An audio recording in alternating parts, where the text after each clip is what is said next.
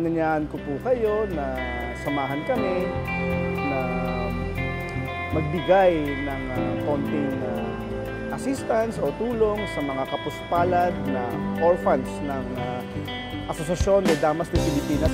Kami po sa Gran Logia Soberana del Archipelago Pilipino, kami po ay nagbibigay ng school supplies. Sino pong hindi maaantig sa mga batang humihingi ng tulong? So sana po samahan niyo po kami para sa magandang adhikain upang makatulong po tayo sa mga batang kapos na makabigay din ng tulong sa mga batang ito.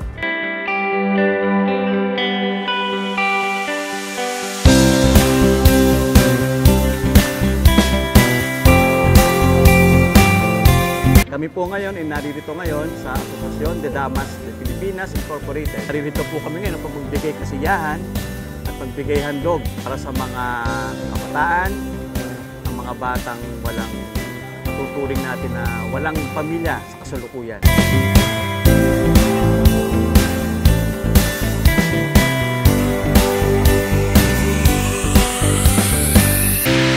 Ako po ay natutuwa at ako ay naimbitahan dito ngayon.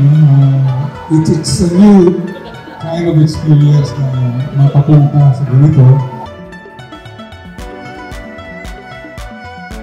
Po ninyo ang mag-cash donation po, ba't po kayo maglala, hindi po yan ang una at huli po, makakaasa po kayo.